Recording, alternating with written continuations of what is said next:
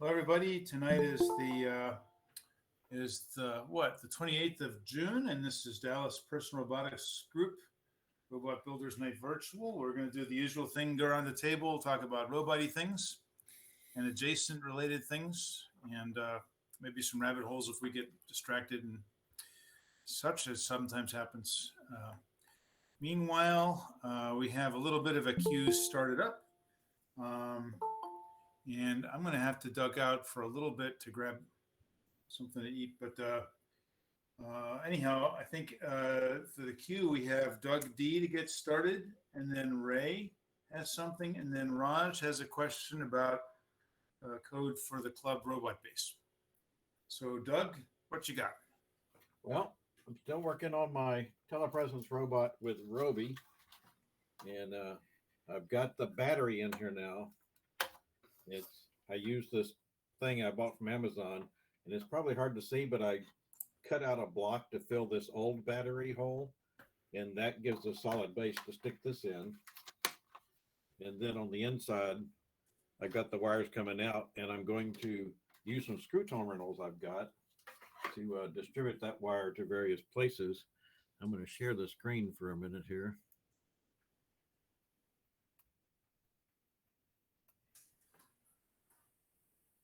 Because I have, hopefully that's sharing now. Yep. And that's my wiring diagram where I've got my 18-volt tool battery is going to go through an onboard fuse, which is already there, and then a switch. And then I'm going to have some step down voltage things to drop the voltage to the different levels that I need. And I've got several screw terminals I bought. I don't know if you can see my mouse pointing, but I've got one for ground and one for the 5-volt. And I may use one for another voltage if I decide to have multiple uses for it. The one thing I'm concerned about is that everything goes back to the one ground. And I don't remember if I heard that was a good thing or a bad thing. It's a very good thing. Okay. So, yeah. So that's good. That should work out. I have to dig around in my toys and see if I have another one of those 12-volt step downs. I've got the 9 and the 5 I found. I'm going to stop sharing on that. Well, before you stop, Doug, what's the amp rate? I look at this and the first question, because, I've tried things similar to this, is on your 12-volt step down, how much current can it pull? I got it from Pololu, and I'm just going to have to look that up later. I don't have it. Okay. All right, but it should be able to be, because the other ones are just low current. You're not going to, your Arduino things, not in your sensors. In fact, you might even consider just looking at this. Yeah, those are 12-volt Pololu motors. So yeah, your 74 SR04s, it would, if you can move them to a separate step down too, that would be nice.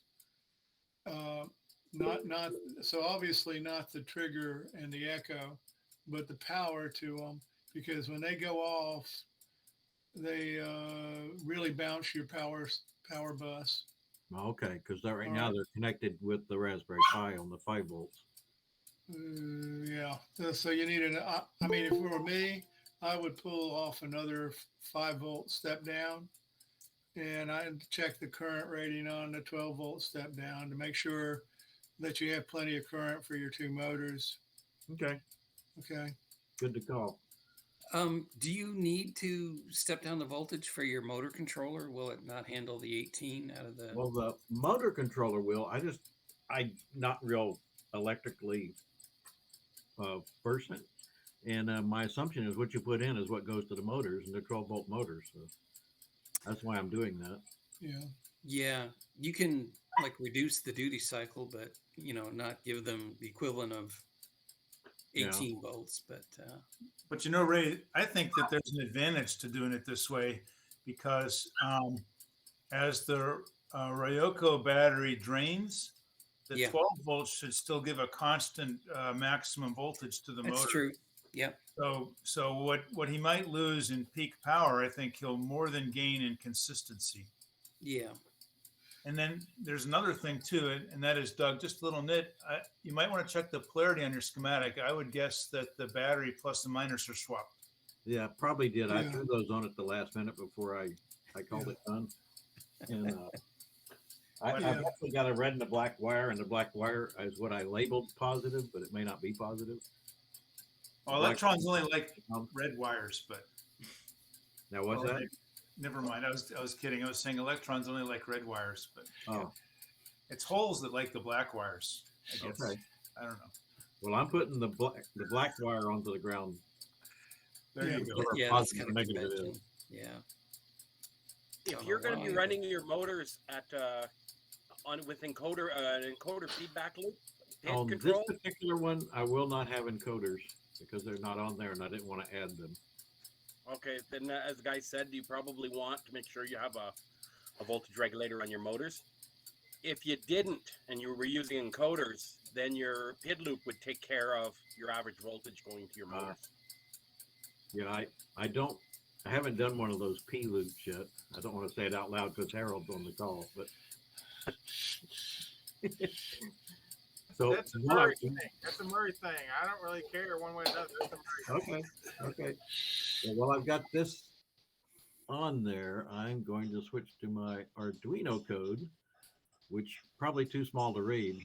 But the important thing on here is that when I try to build it, because I've been refactoring it, it gives me this variable is not defined, which it is. So I'm going through, I figure I've screwed up one of my pairs of curly braces with all my refactoring, and I'm in the middle of doing that, so the thing can't roll today. And I think that may be all I had. I'm going to stop sharing. Well, wait a minute. Whoa. Go back to that, Doug. I might be able to help you on that one. Yeah. It wasn't that it wasn't defined. It's that it's not in scope.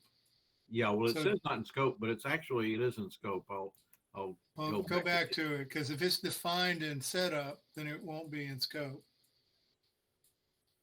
Let me pop back over here again.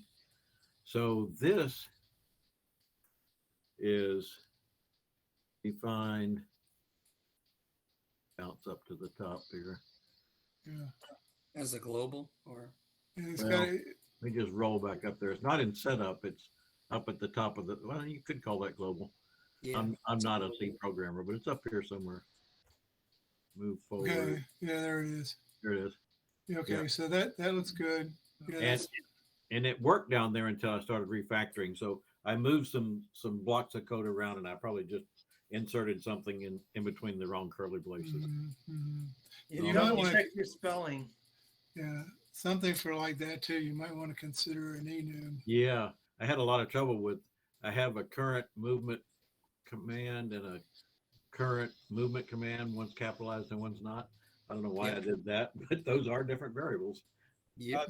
You need to change that right now, because if Yeah. you're basing just on capitalization, You can smell it all the way over there. oh yeah, I can smell it, and you know, you don't have to do crazy amount, but you know, I'm not a big fan of what's called magic strings, just putting strings everywhere. That's why the enumeration was Right. brought up. But Yeah, But, see, you know, those you are can- actually enumerated up here at the top. Yeah. And if you were, and we're not picking on you, Doug, but if you were going to leave this code like this, they should, since they're constants, generally the what is it? It's not the standard. I shouldn't say that. The practice is to have it all capitals. Oh, really? So, Yeah, for constant. Yes. If Yeah. it's a constant, Top, that top way, two. when you see it in the program, you know it's a constant. Yeah. Yeah, good. Yeah. Good to know. I actually do that in my VB programming. I don't know why I didn't do that here. what you may want to do as well is there is a VS Code thing. There's a VS Code extension that you can tell that I'm going to use an external editor. If you go in the preferences of this, you say I'm using an external editor. So what this will do is this will watch for code changes and that sort of thing. And so every time you go hit that send button, it goes, did the code change? Sure. Let me go make sure I got all the right stuff and send it. And then use something like Visual Studio Code or That'd be my weapon of choice, but your weapon Yeah. of choice can be anything else. And in the Visual Studio Code, it will help you with all those scope things and give you colors and all those other kind of stuff for developer happiness to make it easier for you to debug this. Because I really hate this IDE. I've hated it since I saw it the first time. And the thing is, they improved it when they went to 2.0, and it's the same stupid IDE with just marginal things, and I hate that too. Oh, Yeah. do you get the point that I kind of don't like? Oh, this yeah. IDE? I really wanted to use Visual Studio Code, but I could not get it configured to do everything right. So I gave up on it. Well, what you do is you just use it for the editor. You don't use it Yeah. for a complete environment. You just use it to That's an edit. idea. Oh no, Harold, I'll take you a step further because Okay. I use the Arduino plugin and all the C linters and all that other stuff. So Oh, I, wow. I don't go anywhere near this Arduino IDE directly. I use exclusively VS Code to the point that I use it to upload to the Arduino. Yeah, Yeah. I use Platform IO, but there's some Yeah. real limitations to Yeah, at so- least for me. Maybe I don't know how to So use it very what's well. going on with the Visual Studio Code and the Platform IO stuff, which is I think is a plugin for Visual Studio Yeah. Code? What's going on is it's relying on knowing where the IDE and all the GCC stuff that this IDE would normally use, and then just using those. But so you still have to install the IDE and stuff and all the Arduino stuff basically, and now you're extracting well, yourself away from that. Hey, You I have think to- I found you out have- what's wrong. Chris You're- is shaking his head. You misspelled the variable. It's spelled differently. You dropped the R. Which Yeah, variable? So Move- forward. To move forward. So I'm a big fan in this case. Copy that, go to where you want it, slide wherever you want it, paste it on. I mean, because I will screw up that spelling every time. In the line that's highlighted, it's spelled differently. You dropped the R. You're right. It's gone. Yeah. It didn't find it. Good catch. I'm Yeah. glad I showed y'all this. Yay! You got the club linters. I'm No, gonna but stop the seriously, if- sharing now.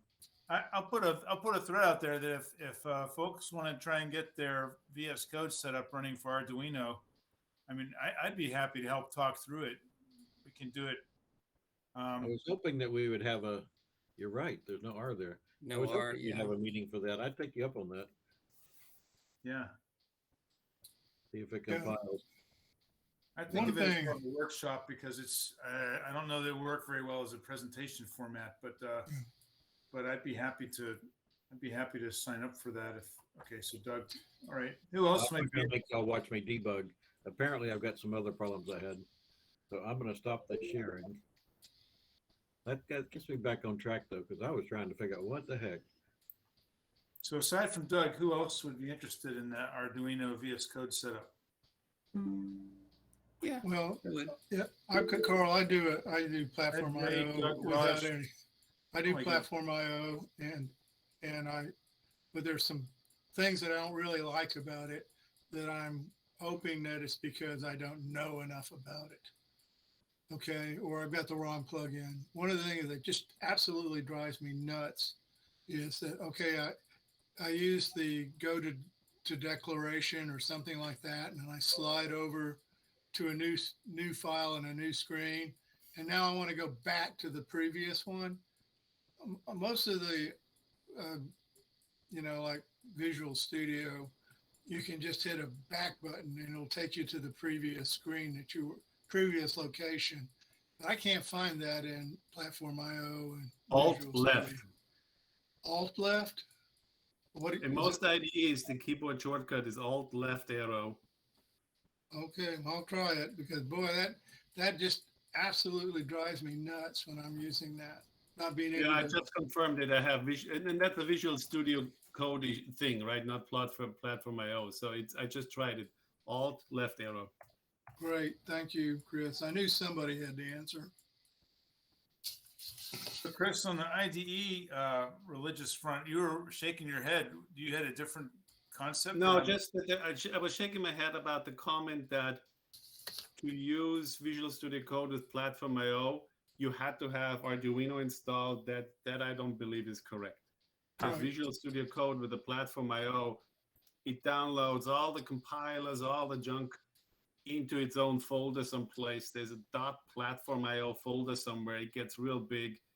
That's where all the compilers go. You do not need the Arduino IDE at all. You do what it does do, and like you said, Chris, you don't have to do anything but put the line in. You have to have Arduino.h, and that's the only thing.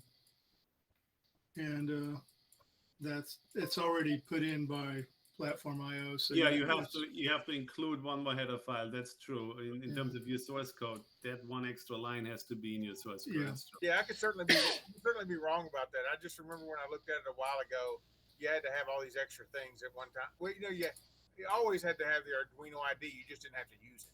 Yeah. And Maybe Harold, what you're referring to, there's a plugin for the regular Visual Studio. Visual Micro. Visual Micro. Yeah, I I'm not believe paying for that might rely on the Arduino IDE installation. It does. Yeah, I looked at that for a little while, and it was cool that they could set breakpoints and crap like that. But I looked at the cost of it, and since I'm a hobby person, I'm like, no, I'm not paying for that. Well, the last time I looked at it, I had to pay for it. I could be wrong about that too. People change things, and they don't check with me first and get my approval. So I can't be held responsible for all that. So before I release my time, I had another question from last week. I forgot to ask last week.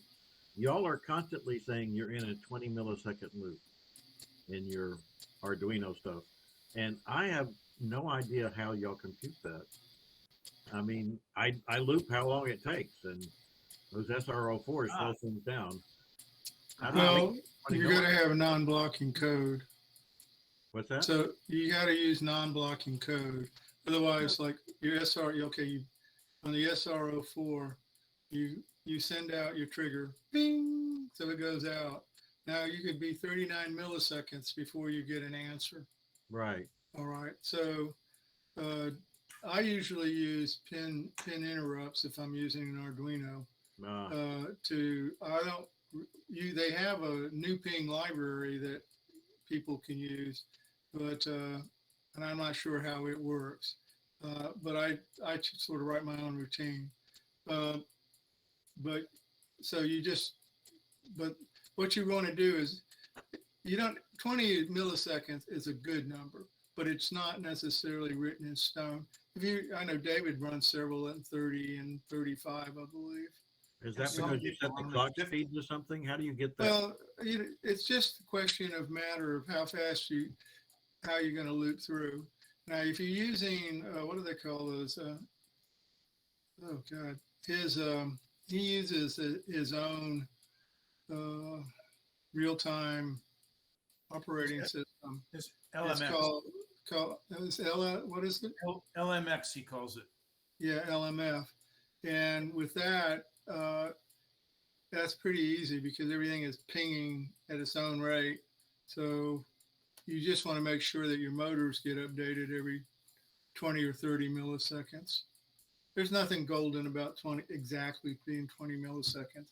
Now, if you're writing most simple programs where you're just looping through, you can always put a millis at the front and a millis at the front, and just take a reading at the beginning of the loop and to see and calculate the difference with the old millis and see how fast your loop is. That's true. What will kill you? In fact, often I'll tell you what. Often where I wanted it to be exactly 20 milliseconds, I would have it sit there and loop let's say it was I did all my business in 5 milliseconds. So I got 15 milliseconds. Now, if your sensors are super fast, you want to take advantage of the fact that you didn't take 20 milliseconds. But if nothing's faster than 20 milliseconds, then you might want to just sit there and loop until the 20 milliseconds is over and then go down again. I've done that too before. It's not I wouldn't say that's the best way to do it. I'd rather just have everything going as fast as it can and then have it trigger when it's necessary for something. Like if you're using the PID library from Arduino that was done by Brett, somebody, his library has you set the time that it will go. And so if it goes through a PID loop command to compute before the time is, it will just pass by it. And when it finally gets the right time, it'll kick a flag, and you can use that fact. So, you know, So that's one approach. If I could, I show a different approach. yeah, sure, go, Carl. Okay. So this is something that I figured out way back in the Club Robot Code days, and I've just copy pasted and used the same thing everywhere else. Yeah. And I use I like 20 hertz because it's fast enough, and at the same time it's not so fast that that I run out of overhead just doing like no op things. Because if you try and do 50 hertz or 100 hertz, then you won't be able to have to do long computations in every cycle. So 20 hertz seems to be fast enough for the speed of our robots and the response rate of our loops. And I think that's common for I think that's why 20 hertz is so common. So just to make sure everybody's clear on it, 20 hertz means a 50 millisecond loop, and 20 milliseconds means a 50 hertz loop. Just to make sure because that you knew, because he went from milliseconds to hertz. I bounced back and forth. Okay, so yeah. 20, I think, 20 milliseconds, 50 hertz, whatever. I run at 50 hertz then. I lied. Okay. So here's how I run at 50 hertz or 20 milliseconds. Good catch. Thank you. So this is the INO, the project level INO for Arduino. Mm-hmm. And so I defined an ISR, and then I define, and I set this value will be true. So I forget how all this works. So this is part of the setup. You just declare these things. And then down here, and that's in the variable declaration level. And then back here later on in the setup part of Arduino, after I go through and initialize all the serial port and the PID loop and all that other garbage, then I come down here, and this is the magic steps. So I turn off interrupts so that it won't be perturbed. I set these specific Arduino registers to specific value. Same thing here. And what this does is it sets up the timer inside the Arduino, some of the hardware resources that it has, to basically produce an interrupt at every 20 milliseconds or 50 hertz. And then I re-enable interrupts, okay? And then the main loop becomes really simple in a way. It looks like this. So the main loop says, as fast as you can, check and see if this flag is active. And that's a flag which basically, this is the routine that you over here, this routine fires whenever that 50 hertz or 20 millisecond interrupt hits. And the only thing that it happens when that interrupt fires is that it sets this flag to true, and then the interrupt exits. And by keeping that interrupt handler so short, it means that it's not going to block other things that might be wanting to happen in the code. Right. So basically down in the loop then, and this is so that means that if it happens to be one of those pings, then go ahead and run through all the tasks that I want to do every 20 milliseconds. And then when I'm done, say it's active no more, hit go false. So that's nice and clean. That's good. Yeah. And this 20 millisecond thing, now you can see this over here. This is basically now where I know with hardware certainty, as best as the Arduino can do, I know that this is going to run on a very regular period. So the first thing I do is I write a high to this pin because I like to troubleshoot with oscilloscopes, and I can just measure with an oscilloscope how long my 20 millisecond handler takes. So, and then I also have this thing where I define like 10 possible windows. So you can see case 1 through 10. And what I do then is then I can time slice it. So I can say, well, on every single window, I want to sample the IMU, or I want to sample the motors or something. But then on every other one, like the NeoPixels are really slow. So I only do those in the second window. Or like some other things are really slow, and I don't do them all the time. So that way I use this as a time slice then to manage, how much time I have available. So it's not like a RTOS, but maybe it's a poor man's way to manage available time. It's nice. Nice. Good. Here, I'm just calling mine that it updates multiple times a second because I have no idea how fast it is. Yeah. Okay. Now, one of the things you got to be careful too, Doug, is if you start putting a bunch of troubleshooting, debug serial lines in your code, Especially that will serial. seriously impact your loop time. Right. I So don't have any print in the production, but I'll activate some when I'm testing. yeah, but what I'm saying is if you're not careful, Oh yeah, writing to the console takes an enormous amount of time. yeah, I'm talking to the serial port. Yeah, writing the serial port console doesn't matter. Right. Writing that physical stuff out to something that has to react, it takes an enormous amount of time. Okay, Right. here's a little bench note that I've written down. So if you're using serial port at 115/200 baud, okay, and 8N1 coding, which is what everybody does, that means that you can basically send 12,800 bytes per second, or 1 byte for every 80 milliseconds. So if you send hello world with a line return, it's essentially 1 millisecond of timing to send that hello world. So if you've got things like, give me the IMU, I want it all nicely formatted, so I want, the heading and whatever, and then you have the number sent to all those characters are going to end up really slowing your loop down. And you can get it in certain situations, you can get a different response than what you would have expected. I'm just saying this is just something to be careful about. Right.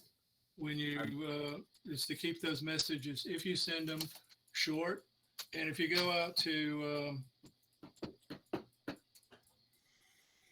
Hackaday and look up for debug messages things, there's a couple of systems where what they essentially do is they write their message on another program, and you only embed something like character like 1 or 2 or A or B, and then that when it sees that A, it writes the whole thing because it's defined somewhere else. Anyway, a couple of interesting debug programs are on Hackaday. Good to know. Yeah. There's one more thing I'd like to highlight in here, just if it wasn't clear before. And that is with this interrupt routine. You're no longer, there you go. Yeah. So, I wasn't aware at first, but if for those who may not be aware, when we write this Arduino code, it's actually running on top of another layer, and there's lower level code that kind of operates that we don't necessarily see, right? That's coming along with the Arduino environment. And one common mistake is to go and put all kinds of long, complicated code in the interrupt handler. But if you have PID loop computations and other things like that, serial line, if you would have that in the interrupt handler up here, what would happen is that this interrupt handler would start to execute that code, and if another thing wanted to happen, like read the encoders, an encoder tick, or read a serial communication tick for I2C or something, if one of those came along and it was a lower priority than however you've defined this interrupt handler, then this thing is going to block those other processes. You see? But by doing it this way, all I do is however long it takes to set that flag to true and then get out of that ISR. Now I've let any other interrupt routine take control, so that now even down in here, if this code is going on and then an I squared C interrupt comes in or an encoder tick comes in, it's at a lower level.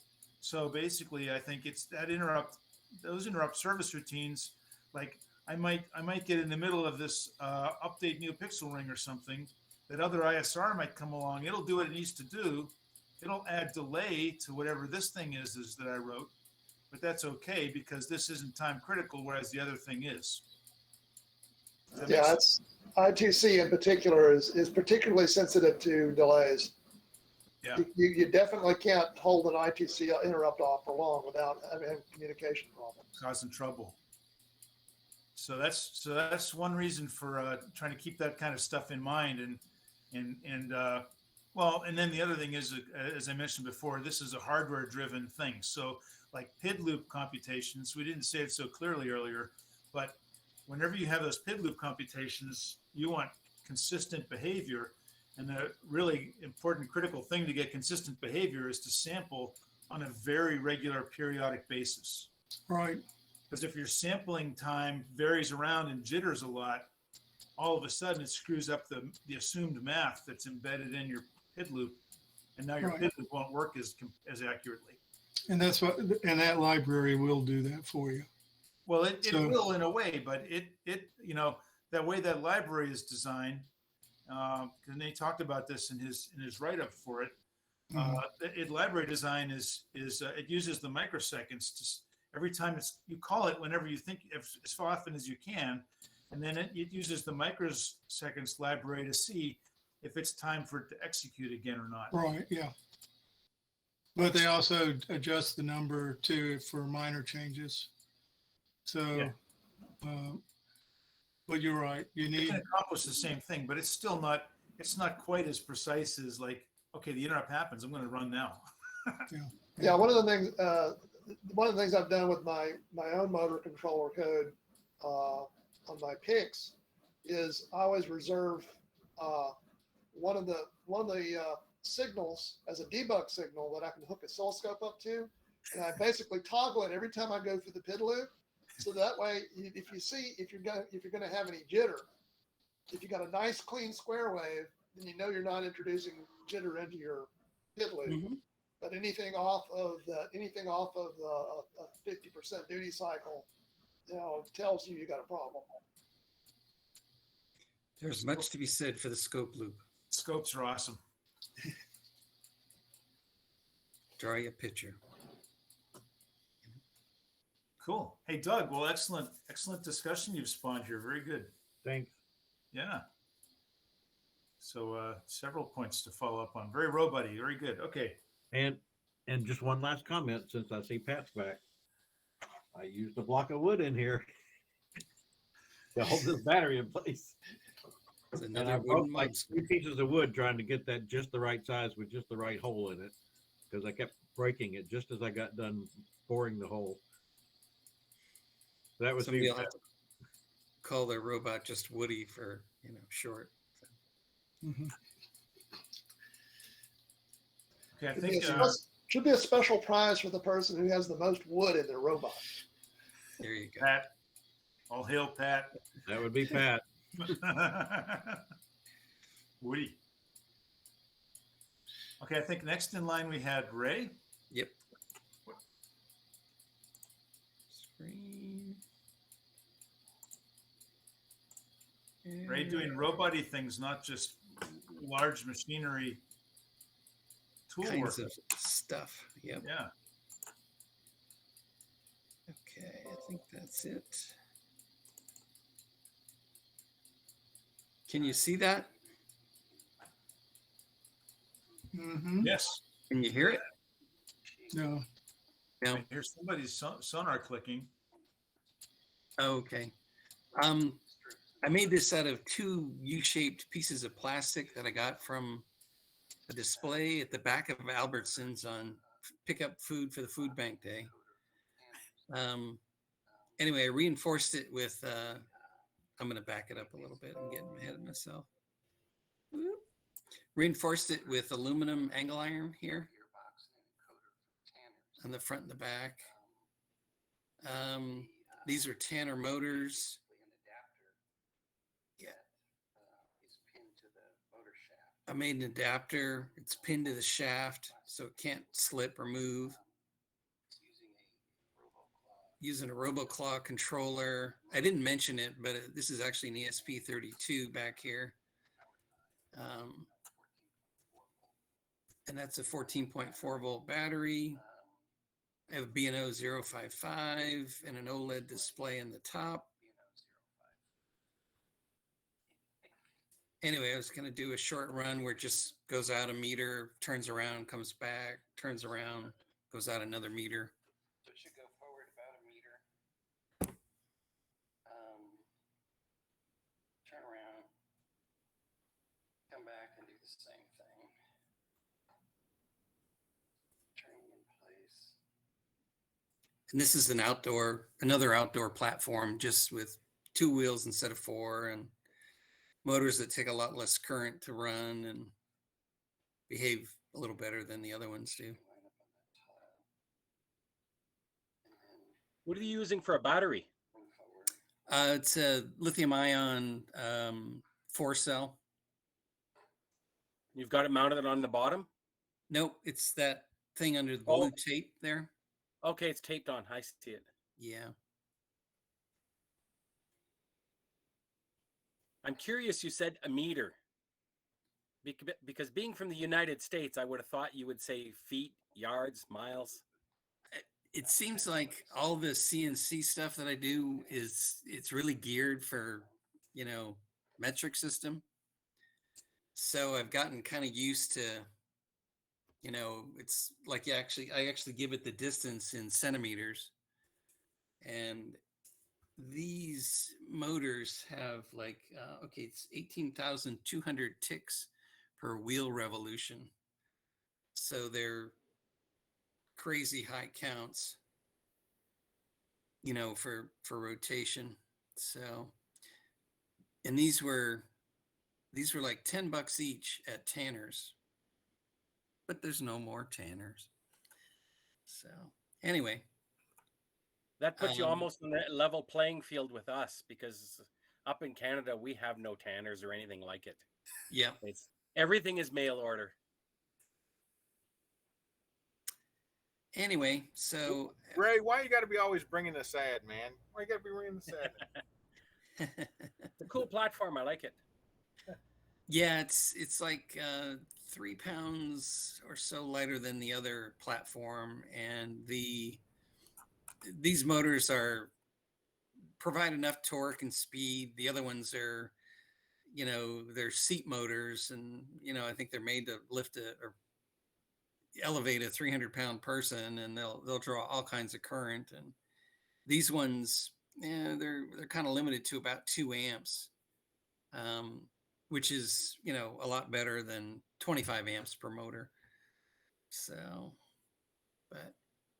what else is going to go on the platform? You got wheels and an IMU. Yeah, I was going to put an RTK, GPS RTK,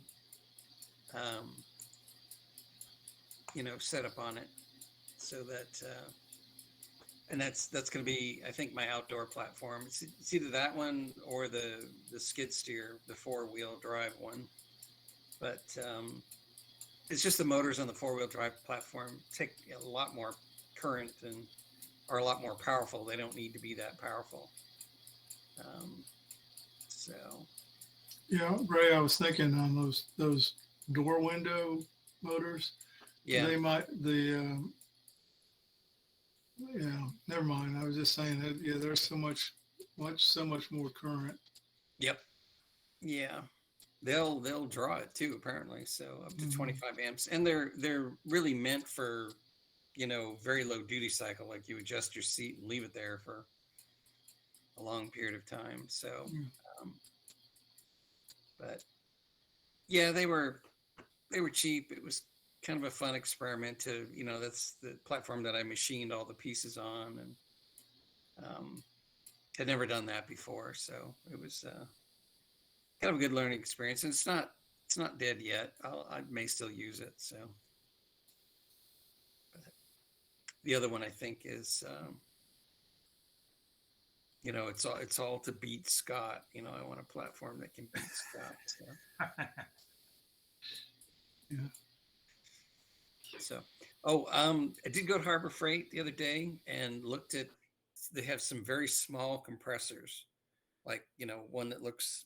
They call it kind of like a pancake tank compressor, and it's just about the right size to put on a small robot plan to blow cans into the goal. So and it was like $70. A little, little expensive for an experiment, but I think I might do it. I think I'm going to buy one and stick it on a platform and give it a little short burst of air, pump it up, disconnect it from the AC outlet, and then set it down and let it blow cans into a goal from. Hey, Ray, you might consider, instead of carrying the compressor, you might want to just carry the tank. The tank. Yeah, Harbor Freight had their smallest tank kind of about the size of a small wastebasket. It was like, I don't know. Okay. Maybe. So these are like tire inflation compressors? Yeah, they're made for, inflating tires. They're just small. One has they call it a pancake tank. It's kind of like if you squished a sphere down and. Yeah, but they're pretty big, aren't they?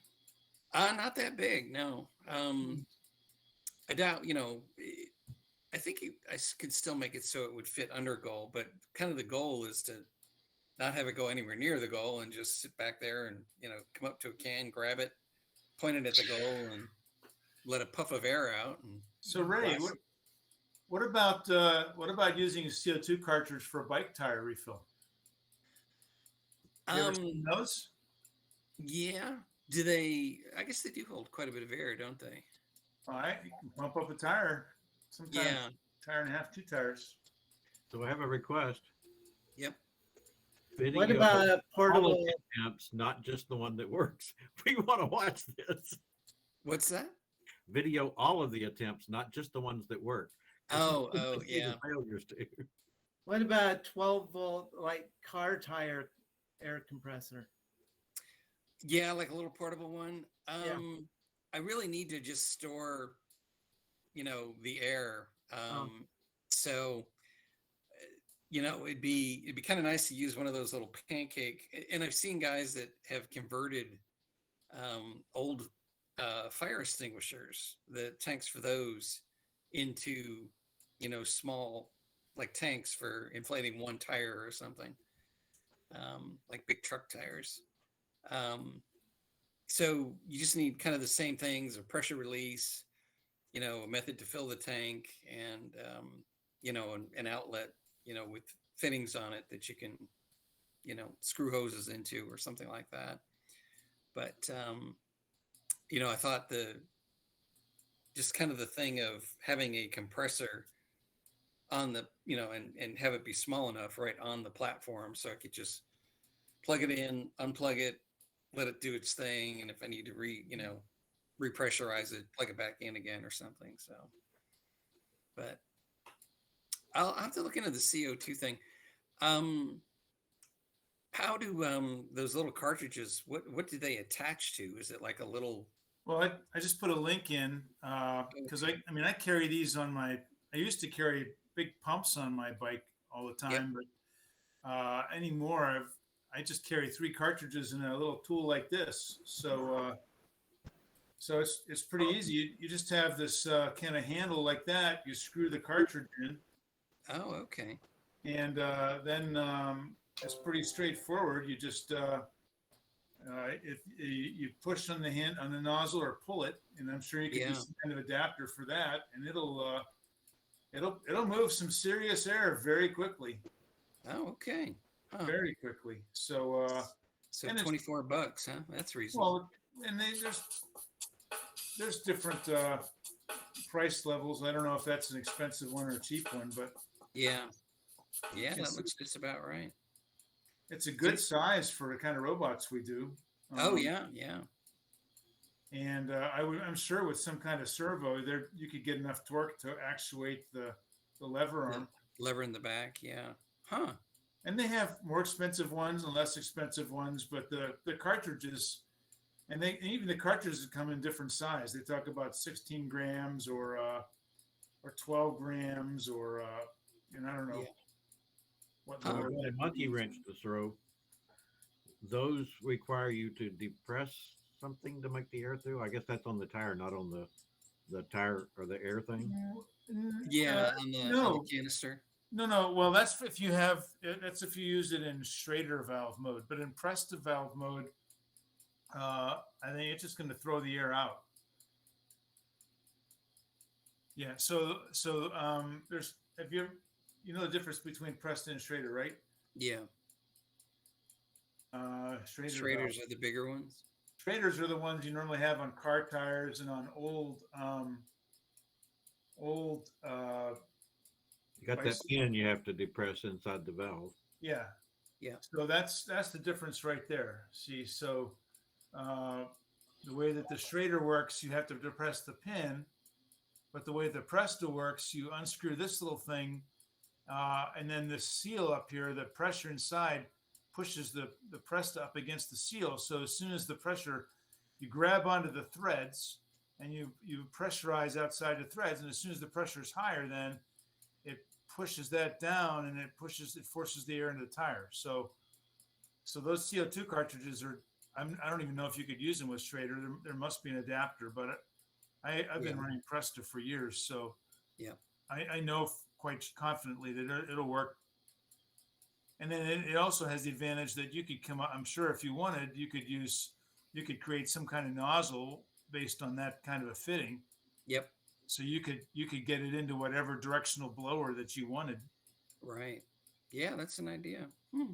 And as long as you're not, trying to move cubic feet of air, I think Yeah. you can get one of these cartridges to last a pretty long time for puffing at cans.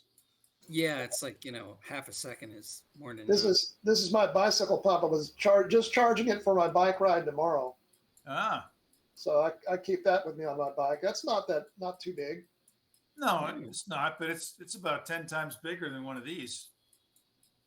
I fit 3 of these cartridges in a little bag under my seat, right? So I can refill 3 or 4 tires easily. Just don't release the pressure when it's under your seat. That's all. I've never had them leak. Never have them leak. Okay. Uh-uh. Imagine the thing would go off like a rocket if it did. Yeah. Well, thinking about it, 16 grams of something that doesn't weigh a lot, like air, that's been compressed down, that's a lot. That's a I lot. would think so. Yeah. Yeah, I'm guessing maybe several hundred pounds of pressure PSI in the CO2 canisters. I would guess it's a lot because it'll get my tire. I mean, I run my tires at 120 psi. So Yeah. one of those, you figure one of those little things will fill up more than one of my tires to 120 psi. So Yeah. That might work. Might be just enough for 6 cans. Distribute it out. And I think if the pressure gets reduced, I'll be closer to the goal, so I won't need as much pressure. So I'll have to use that as part of the strategy. pressure, and you won't be shooting like cans into people's faces. So yeah. Yeah. Well, no promises, but no. Well, that's where the computer vision comes in. So if it's Scott's face, maybe you ramp That's right. it Yeah. a little bit there. How's that go? We're anxiously awaiting the video. Okay. Yeah, that's an idea, Carl. Thanks. That Yeah, you got it. work out. Cool. So Ray, gold star for Ray. That's we had a robot run. Yeah, I haven't had one in a while. That's not since contest. Yeah. All right, Ray. Anything else then, or? No, just the I bought like 8 of those wheels, and it gives me it's like a 10-inch diameter. So that gives me about 4 inches of clearance underneath, and I'm hoping that's enough to get over whatever obstacles are in the course. I don't know if Steve's going to throw a bunch of logs out there or something, who knows? There's no telling. Yeah. So that was the other, reason to go with those motors and those wheels. The motors rotate a little on the slower side, but with a bigger wheel, you get a decent amount of speed out of it. And they're actually 22-volt motors. Little odd, but and I'm only driving it with 14.4 volts, so I could add another battery to increase the speed, just as long as I'm kind of the limiting factor is the RoboClaw. It'll only do 30 volts, I think, or no, maybe 34 volts. But just as long as I stay under that, I'm probably okay. So, but anyway. Cool. Okay, very good. Okay, so next we had Raj with a question, and then no one else on deck after Raj as of yet. And I need to step away for something to eat for a minute. But so Raj, jump in. Yeah, got this robot from Doug. I think I was told this was the club robot base. So kind of curious. Haven't gotten it to run yet. Just curious if there's any code. There was some hint about it during the beginning of the session today. If there's code, I just didn't want it to reinvent the wheel, so I would start there. So any philosophy behind those robots or and the repos would be great to get started. So. And thanks for the robot, Doug. I'm still waiting to see if David Oxley joins. And thanks for. I wanted to thank him for donating the robot. So. Okay. Raj, there is on DPRG's GitHub, if you look up at Club 16, the 2016, Club Robot 2016, there is some code, but I'll be quite honest, it was kind of a early version, probably isn't great, but it would probably get your motors running and some stuff like that. I know Carl went through and found some mistakes on it and fixed it, but I don't know the extent of how much modification Carl did to it. Yeah, but if you go take a look at that to start with, if you have any issues with that, because I'm thinking, Carl, didn't you take it out of the multitasking environment and put it in?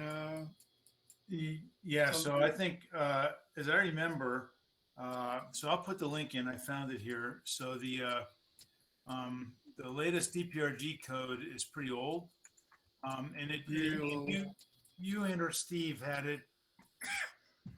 Excuse me. I think you and or Steve had it using David Anderson's LMK. Yeah, his multitasking cooperative kind of OS thing, but he had recently ported it to Arduino or something, and I had issues with it. So I started with that code. Just a second.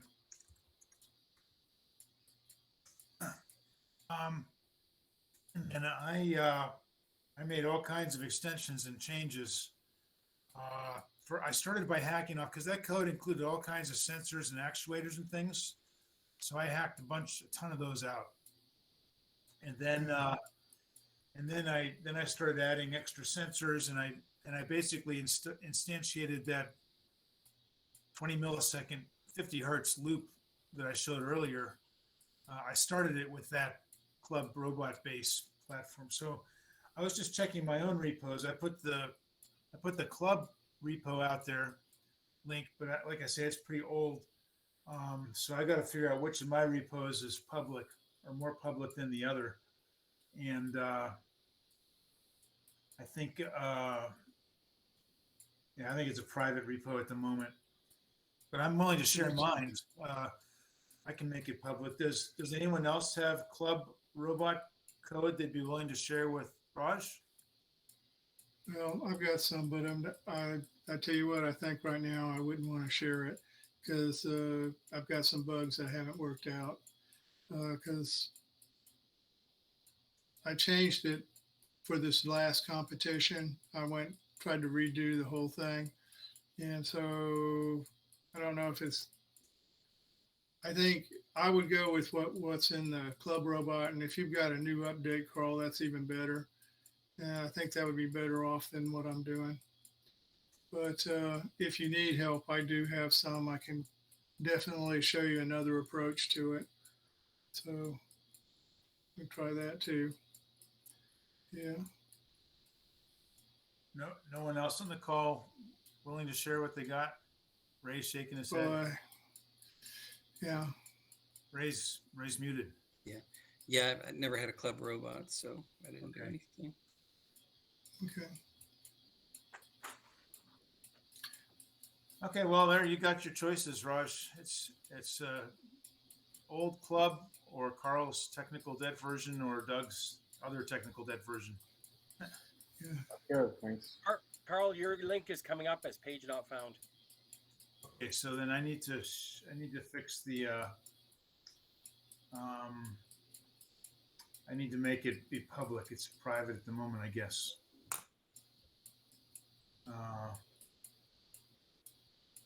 Request danger zone, change visibility. There we go. Make public.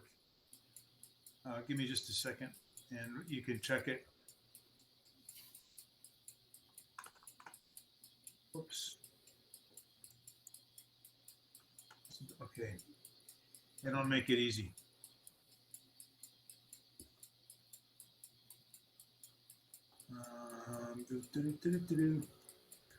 Okay, meanwhile, I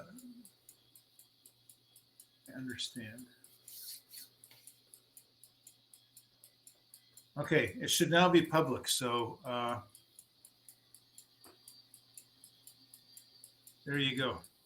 Y'all can plagiarize at will. It's realize the level of support though is well, if you ask nicely, maybe I can give you a hand. And there is a okay, so brief tour for anyone that's sounds like there's maybe two people snooping on it.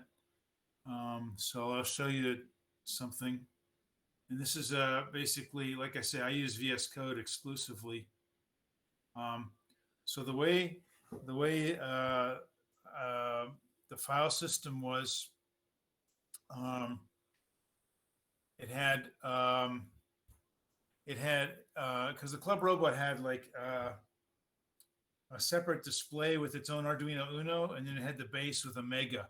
So the repo had it had this one Arduino project with the code for the 16x2 display, and then it had another kind of separate Arduino project with the Club with the robot code. So so basically those two separate Arduino code bases are in here in the same repo. And then I've added in here, I've added this so-called design documentation directory. And this is really useful here because this shows the wiring, and then you can start to see basically what I have set up.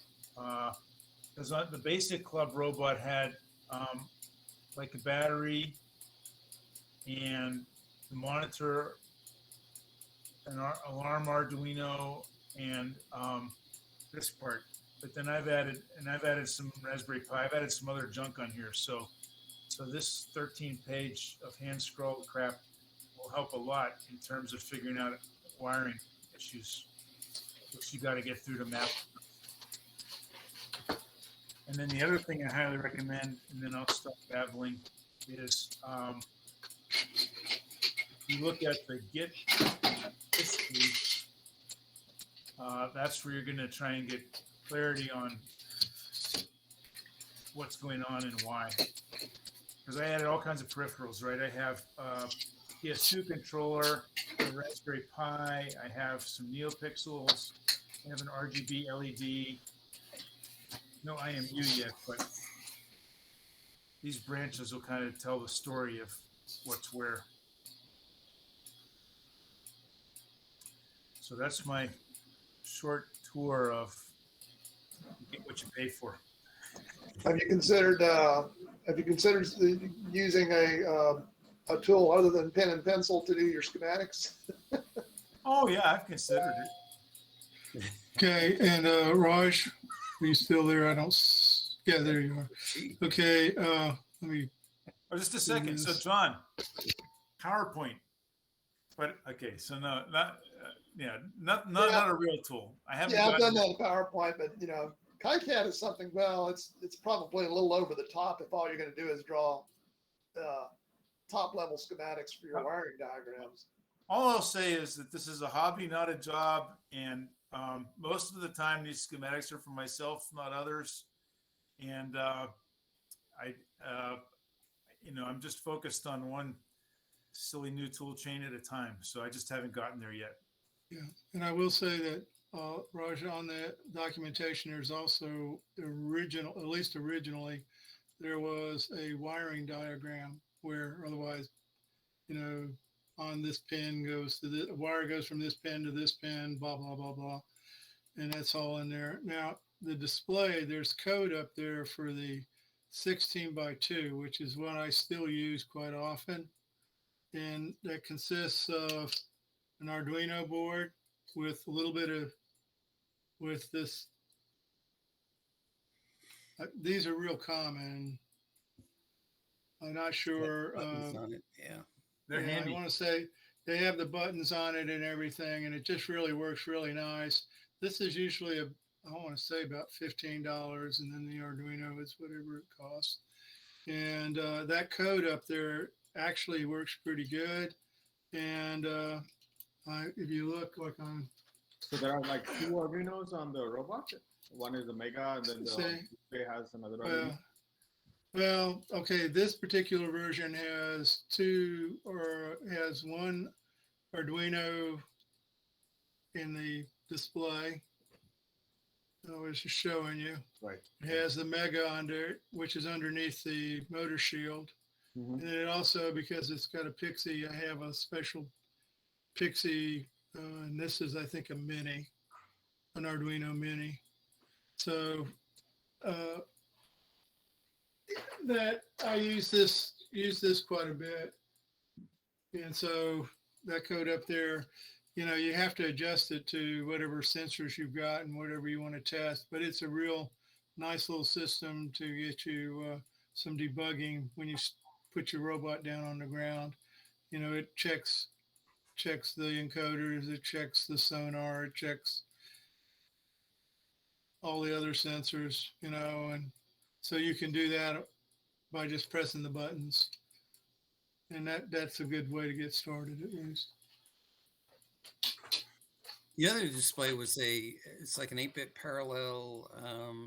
I want to say 240 by 160 with, I forget how many colors. Yeah, that one Really nice was fun, and that was what happened there was Steve wanted to create a C++ class library, and it's very good for if you want to go see how a professional programmer would actually go about doing it. Unfortunately, the Uno just didn't have enough storage. Otherwise, he ran out of. When he got it finished, I think he had like 2 bits left or something like that, and he couldn't actually, implement it. But the code is up there; it's worth looking at, and I'm sure that it could have been made to work. But Running on a Mega. yeah, but or you could find some of the other boards that. But because it's C++ and it's got classes and all sorts of stuff. And so like I say, if you want to see how that's done, that's a good example of it. So, yeah, so that should get you really started. I mean, I would shoot for trying to make a navigating robot based off of the encoders. Okay, now I got to admit, you might want to check this, and I don't know which ones are on that particular base. we started off with some cheap Chinese motors, okay, with encoders. And we did have some issues with those. All right. And I think if I remember right, Dave got those all fixed. You might want to talk to him. Now, some of us went over to a Pololu motor because it just reliability was so much better. So you might want to check if you see a Pololu motor on the encoder, you know, a little logo, that's good. I don't know if it's on all of them, but if you don't, you might shoot a message to David and ask him about the motors. Because I know he had some problems originally, and I know he fixed some of them. So if that's something you don't want, and you can test that, you know, just by seeing if you get counts. You can have a little.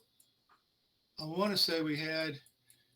I don't know if it ever made up to the GitHub, but we had individual mini tests, you know, like a program that would just run the motors, or a program that would just read the encoders, and a program that would just do the sound. Those were all little bits that we had created mini programs for. So I don't know if they made it up there or not. You can check. If not, we can just ask and we can get them to you.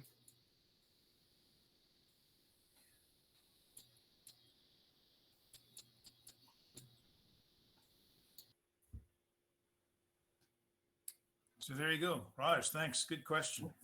Thanks very much. Hopefully it gives you more value than distraction for what we've shared. Sure, thanks.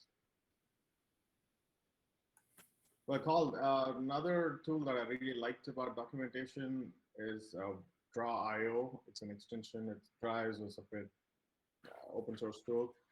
Draw.io extension for Visual Studio Code is pretty good. Oh. Since you love Visual Studio Code, I thought I'd just let you know. Oh, cool. And they have a VS Code extension. Right. You got my attention now. So that's Draw.io.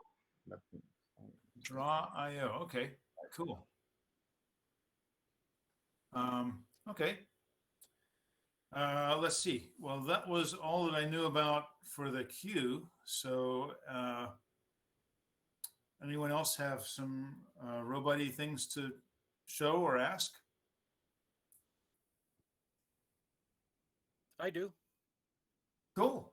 I have a question for the group. Looking to do like a 6-can competition, possibly next year, and looking for a robot platform. So don't want to use the wooden monster. It's going to be a little tall. And so I was contemplating getting one of those cheap Chinese 2-wheel drive robot bases with the yellow motors. And so you were just mentioning trouble with some of the motors with the encoders. So I didn't know if that's a good way to start off or not.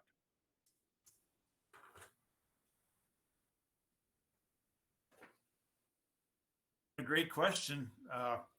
Okay, who's got some platform advice on the call? Yeah, I really like MakeBlock. I think it's SEP, SCPP. They sell it at Micro Center, but it's these like bars that you can get, and they have like, you can get a thing of fasteners. These ones have these ones don't have lock nuts on them, but you can get them with lock nuts. I 3D printed a can claw that has a servo on the bottom right there, and there's actually two. I don't know if you can see them, but there's two gears. So the servo drives one side, and then the gear pushes the other side apart. And that makes a pretty good thing. These are actually two Chinese motors that fit on this without any issue. They had the same mounting bracket, which is this little blue thing right here that mounted to their motors, but these motors had encoders in it and theirs didn't. They're very I don't know, they're pretty stout. They're pretty rigid once you get all the nuts and bolts tight. And I definitely recommend, like lock nuts on it, because vibration, riding in your car, things are going to shake loose. And with the lock nuts, you just don't have that. So I think these are, I think 16 millimeter spacing, and pretty much all of their stuff has that same spacing, all the brackets, that kind of stuff. So it makes, I don't know, makes a pretty good thing. If you don't like what you got, you can always take it apart and reuse the parts.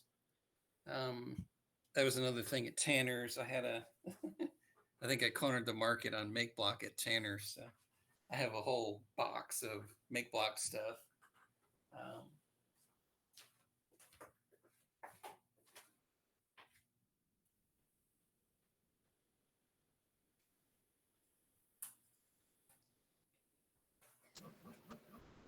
And off he goes. Disappeared. Oh, wait, I got some notes on some supply chain issues. I just got some parts from Mouser that I ordered almost exactly a year ago. Oh my God. Anyway, so they sell, like, there's, a bunch of the rails, that's a pack. Tanner's was, I don't know, I think selling these for about a third the cost that you could get it. And these were actually made for Radio Shack, but when Radio Shack went under, Tanner somehow came in possession of all this stuff. So, they have, like, there's a thing of brackets that you can, angle brackets and, bars and stuff where you can connect things together. They had the little motor kits with the wheels and the bracket and, the little hub there for mounting the, wheel onto the motor. So they had all kinds of stuff that they had, you could get a claw, a gripper, which I never used, made my own. I don't know. So it's still reasonably priced, and it's very flexible. You can do different things with it. And, mount, Chinese motors, Make Block motors, even Pololu motors onto that. They all have the same mounting pattern. So the brackets for Make Block will work with Pololu motors.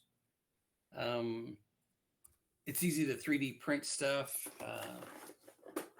for it. For some. For some that have a 3D printers, like I made a slide. I don't know if you can see that in the baggie, but basically it was one of the Make Block brackets on the back with a linear slide.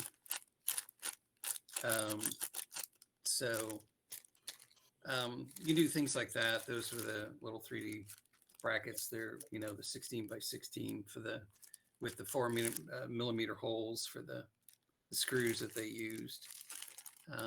So you can do all kinds of stuff with it. But I think that's what the majority of my stuff is. I've got 1, 2, 3. Yeah, three different platforms now that are made with Make Block stuff. Is that metal or plastic or aluminum? It's extruded aluminum. The Okay. blue stuff, it's anodized. And it's got, holes kind of on a regular basis. And so you can bolt 4 rails together to make a frame, or even have a center bar if you want. And you can mount, these are very lightweight, but I don't know which alloy they're made of, but they're very, tough and rigid. It's not like 6061 aluminum, which is fairly soft and bendable. And that's some other alloy that's a lot tougher. But those are pretty good. And I think Make Block makes, you can buy a whole robot kit. I think you could probably do it with even one of the Pololu platforms. I forgot what it's called now.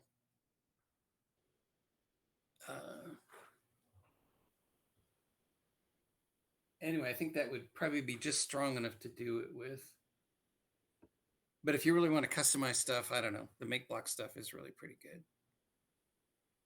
Okay, just looking for ideas and feedback, and I didn't know if those yellow motors would be good enough. They're dirt cheap. They're like in Canada, they're $4 each. Yeah. I don't know, Doug. You use those. Do you think those are fast enough and strong enough to move a can around? My feeling is that stay away from them. I mean, I have several of them and I play with them all the time, but it's usually where I'm looking to try to I'm looking to build what I would call the beginner robot that I could teach other people how to build. Okay. And for a person starting out, usually cost is more important than durability. But if you're really looking for something that's going to be more durable, then you want to go with one of the 25 millimeter DC motors. Probably start with. I like Pololu myself. I have had real good ones come from China, but also had some real bad ones too. So you have to be a little careful there. Probably buying the one that's the absolute cheapest is not the best policy on that. But some places that you might want to look for components is openbuild.com, vexrobotics.com, RoboShop is also roboshop.com. It's got, if you look in their mechanical section, and then there's also Rev Robotics. It's got a lot of good stuff. I mean, just looking at the mechanical part of it. Okay. The problem you find out that a lot of like Rev and Vex and some of the other ones, they have weird shafts that you have to mess with. Hex shafts. They'll be hex, or they'll just be odd, So you get kind of locked into their system if you're not careful. But they do have a lot of different adapters at Rev that you could go to. Yeah, and pretty much any wheel. The guy that started Rev is the next DPRGer.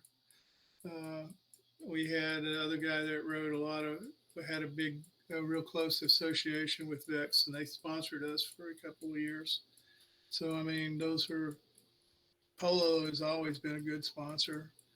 Up in Canada, I would think you would be robotshop.com would be your best bet because it's in Canada. Yeah, so that's one of the ways to get better pricing on shipping is within Canada. Yeah, and I want to say that they have a really good robot shop. Yeah, they got a lot of good stuff. Several parts from them. Yeah. When Fry's was around, there used to be, they sold a number of robot kits as well, but they went under. And I'm wondering I've seen a pattern of stores over the last several decades, starting with Radio Shack, that sell computers and electronics and electronic parts. They just don't seem to survive. I mean, there was Radio Shack, there was Software House, there was CompUSA, there was Fry's. All of them are gone. Mm-hmm. I mean, is this just writing on the wall for Micro Center? Maybe, could be. I will tell you though, that Micro Center does have some of those make block collection of kits and a couple of other things floating around on the shelves usually. Yep. Go pick one up local. So I think Micro Center is a small chain. I only think it's 10 or 15 stores. I don't think it's any more than that. So, I support them as much as I can because I live relatively close to the one in Richardson. So I'll go down there and buy my stuff from them. I think, personally, I used to go to Fry's a lot. Me too. I think the thing that did Fry's in was they tried to sell everything. They tried to do everything and they couldn't do anything well. Well, what I heard was they tried to change their model where they were that it was really the vendors were selling on consignment. They weren't otherwise they weren't it wasn't really being stocked by Fry's. They were selling it on consignment in Fry's, and that was like the kiss of death to them. And nobody wanted everybody got people that were trying to they shifted stocking the store from their responsibility to other people's responsibilities. Anyway, And their stocking was horrible. yeah, they were. Yeah, I got a friend who was had a business and was trying to sell things into Fry's, and from his point of view, they I would say, how can I say it? I mean, maybe they were a little bit greedy and selfish, and they just tried to stick it to the vendors. And at some point, vendors said, "Fine, we don't need you. It's just not worth it." Yeah, I think it became essentially a consignment store at the end there. Basically, they were selling things on consignment, and I'm like, I don't know how you're gonna be a big vendor and actually do that, because there's something called shrinkage, and it always happens. And since you're not watching the thing and have zero control over it, I don't know that I want to take that risk. I think that's common in distribution agreements to actually, in a way, whether you call it consignment or like they'll have these agreements that say, okay, you're going to buy this from me and resell it, but we have an agreement so that if you're not able to sell like X percentage of it, you can return it to us. And they started selling stuff like washing machines and popcorn makers. It's like, oh no. They were selling knockoff fragrances, by the way, and like I never got that.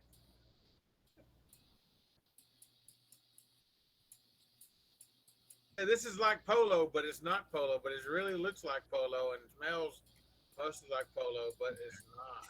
Like, yeah, that's what I want to go buy. Especially when I go to electronics store, that's what I'm looking for. Especially when they're up against the likes of logistics powers like Amazon and everyone else. So, but that's what Radio Shack had going for it for many years. Their distribution network, they had this huge distribution network. That was their real big advantage. Yeah, my personal opinion is I think Radio Shack lost it when they became a wannabe cell phone company, and that just and selling the wireless phones and the cell phone. Yeah. I think that's when that was their tipping point of just going over the edge. I didn't even mind giving them my name on occasion and buying a battery or two from them. I always thought that was weird. They wanted to know, but you bought a battery? I thought they were always free from Radio Shack. Well, I think you get one or two or something. I don't remember what it was, but I know they always were the batteries.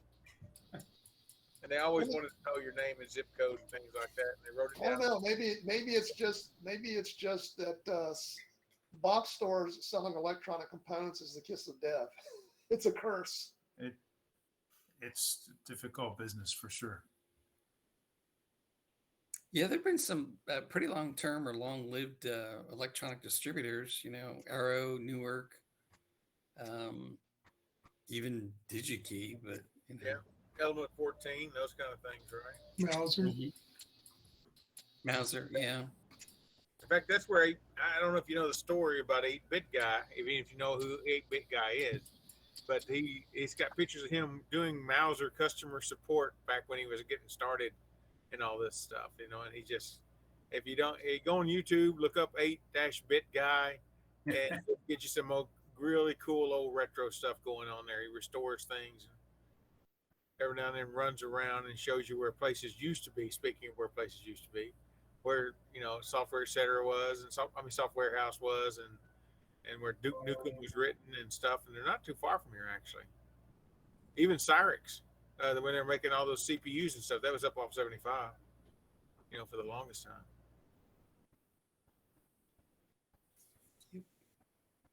Cyrix, however you're supposed to say that. Well, all I got to say is regarding Radio Shack, TRS-80 got me started on my career. There you go. Yeah, I was in high school when the TRS-80 came out. Me and my friends spent lots of time over at Radio Shack. Yeah, the local guy there, I'd ride my bike up there, and the local owner would eventually just unplug the whole bank of stuff, and so I'd go home. You know, because he'd never tell me to get out. He just kind of unplugged the thing I was working on. Brutal. Yeah, me and my friend would go into the Radio Shack where they had a TRS-80 on display and they had it powered on. And we'd stand there and type in a little basic program and then let it set it running and then walk away. Basically, our go-to program was the Drunkard's Walk, which is basically just drew random lines on the screen, you know, connected together like a Drunkard's Walk.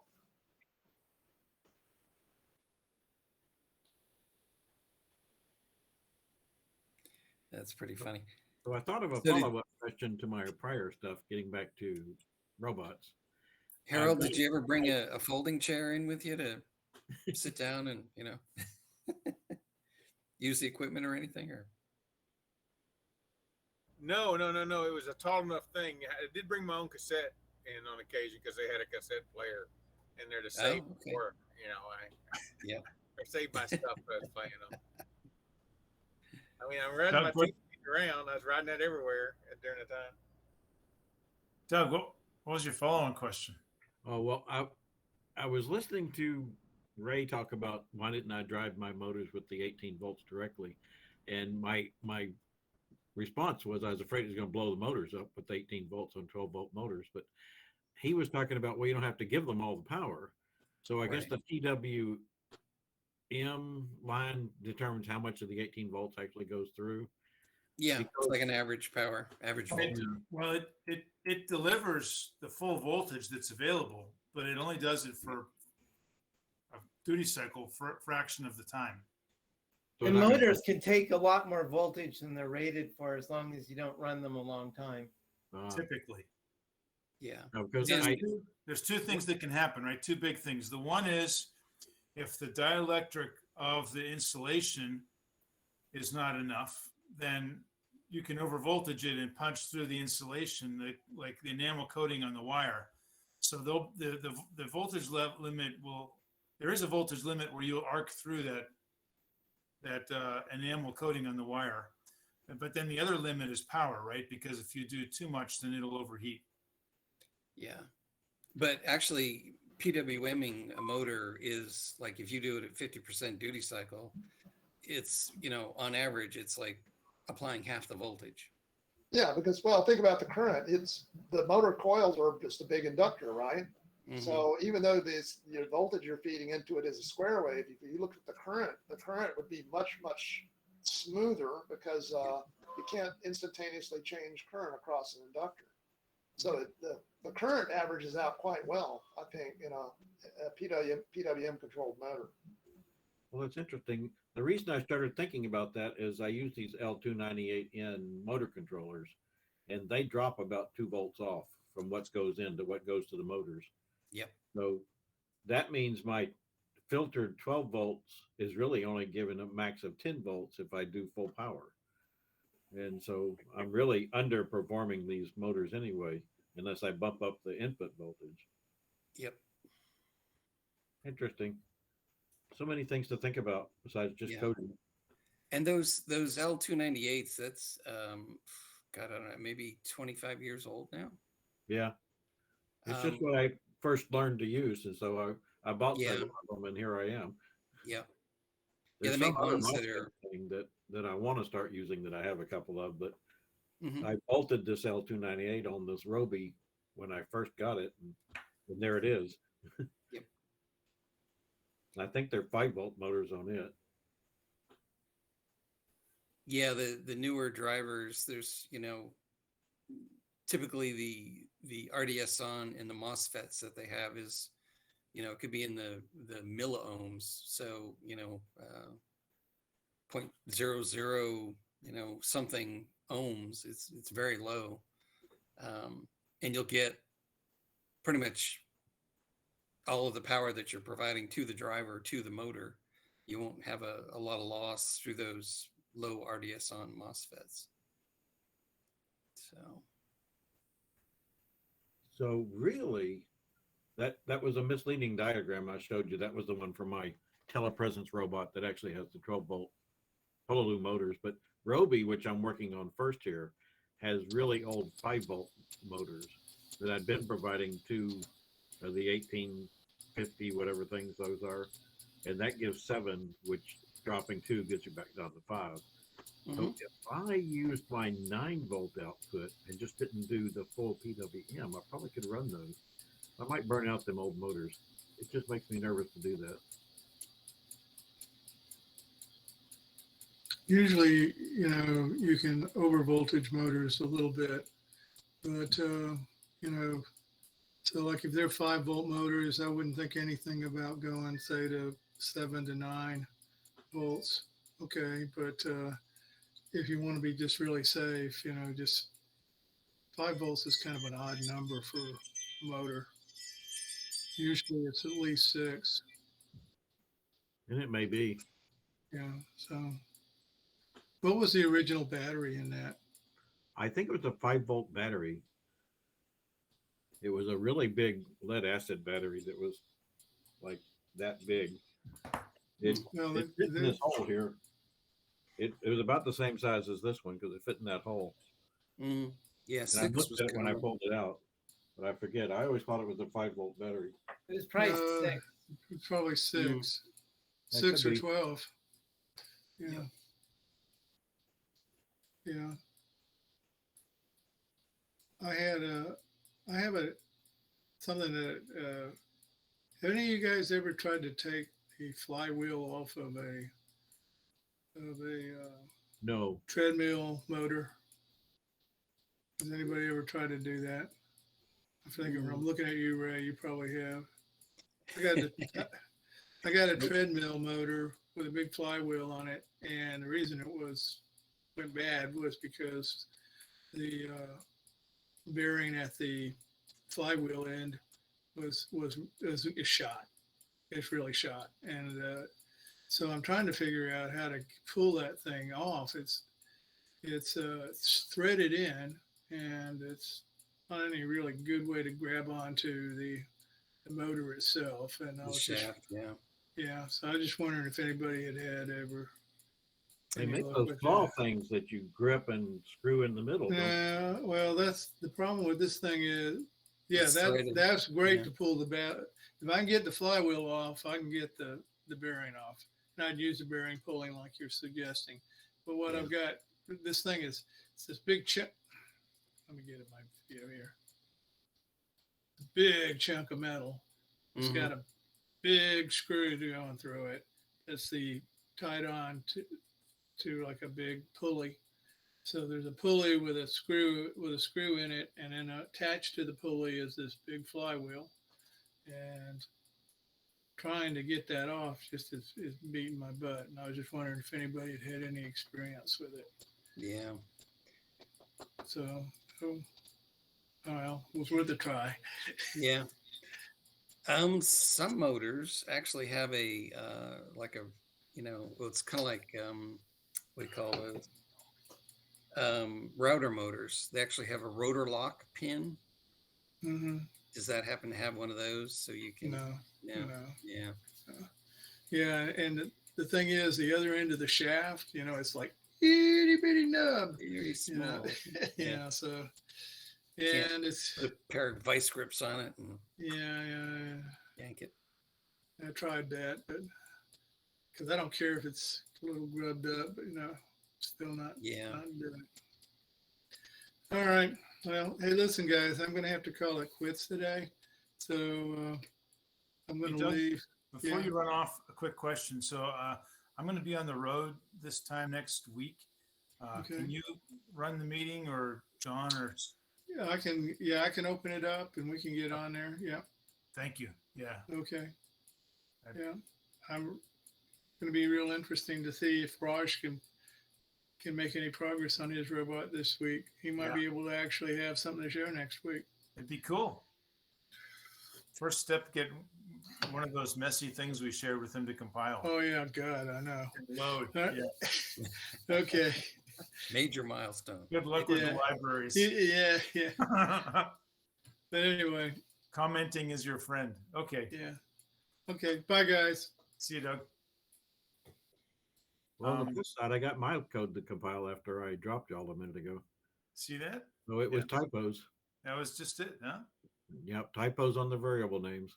I was coding away from the robot while I was sitting at the car dealers, and I couldn't test my compiling until I got back with a lot of changes. I Yeah. usually program, I do a few changes, test, few changes, test. Easy to do. That's where the smart IDE can help, right? Because it's I'm looking- testing as you type. I'm looking forward to your Yeah. thing.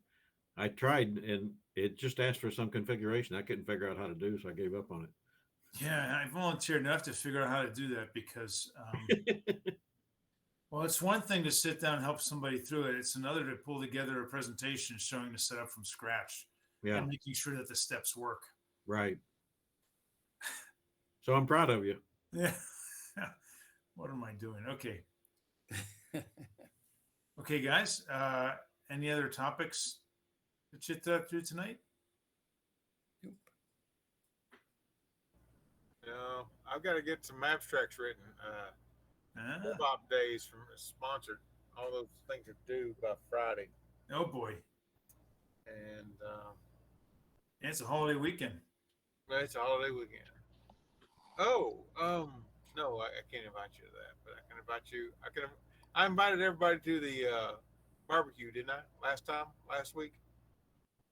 I hadn't heard anything about it. Well, I will be in town, so I may not have paid attention. okay, never mind then. Improving on July 4th from 11 to noon, from 11 to 2, is having barbecue, serving it up. And I thought I did that for everybody. Maybe I saw it in Messenger, Harold, but that Yeah. was a smaller thread. I didn't see it to the whole group. give me a second here. Let me go look it up, and I will. Because I want to invite everybody. So. You're okay if that goes in the chat notes? Oh, not at all. In fact, everybody's involved as invited. You know, All as right. long as you know me, Yeah. you're invited. You know, or it's just, they just don't want to invite the world. Yeah, somebody just showed up out of the blue one time. That was kind of funny, but that was not what was intended. Hold on, where did it go? But this is a good audience for improving. So where you work. Oh yeah, and Yeah. this is, Improving is a good place. Did they start that mobile net stuff up again? that's Sean Sparkman's group, Oh, and he hasn't. I don't know if he's doing it or not doing it, but I know he hasn't done an in-person one in a while. So, actually, he's a good friend of mine. I hadn't talked to him in a while. Saying he's a good friend of mine, and I haven't talked to him in a while. That's crazy. But yeah, let me. The only thing they care is that they just need you to sign up so they know how much food to bring. And give me a second. So Posted instead that, I'm of gonna- that, Carl, I did manage to get Harold the hat and the Yeah. power core out. So, and you'll probably need the hat for the Rika. And Jack wanted to thank you as well for So Yeah. they both got it. very kind of you. Thank you, John. I'm going to put a very silly concept for a split wheel and a link in this Slack here. So A split wheel, you say? yeah, Oh, there it is. it's totally silly. Looks like. Wait for it. Okay, here we go. Yeah, how's that for a concept for a wheel? It's loading still. There it is. Oh God.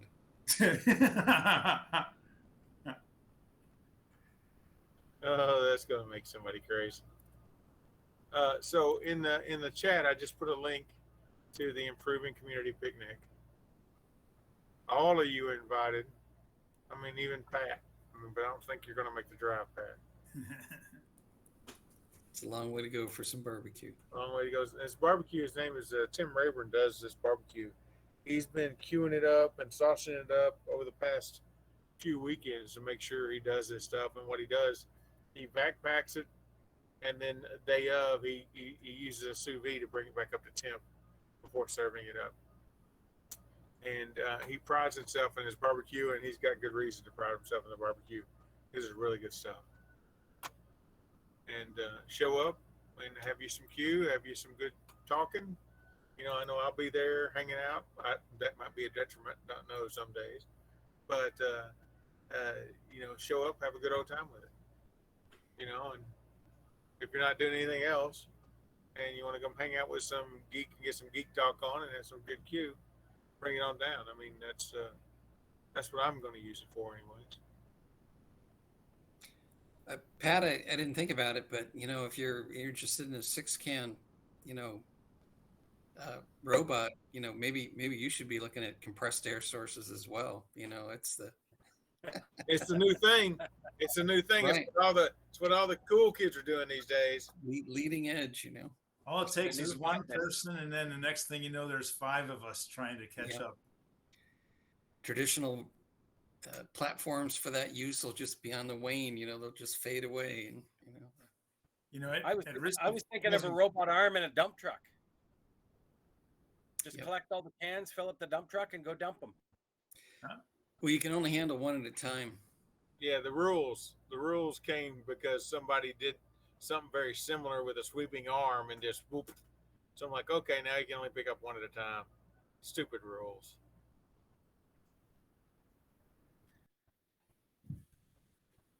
Hey guys, any other topics? We break for the night. Sounds Alrighty. good. All right, so then I won't see you next Tuesday. I'll see you the weekend after, but Doug will start you off next Tuesday. And meanwhile, I hope you'll have a great holiday weekend celebration, roboting, and all that stuff. Talk to you later. It's a Canadian long weekend as well. Oh, bonus! Yeah. Friday's Canada, Monday is the US. And what's the celebration in Canada? Canada Day. Canada Day. Okay. It's, that it's our works. same celebration as you guys have in July. Properly timed for alignment. Very good. So Okay. is that a, you know, celebration from getting under British rule or something? What? Oh, it's because Canadians like to party. Oh, okay.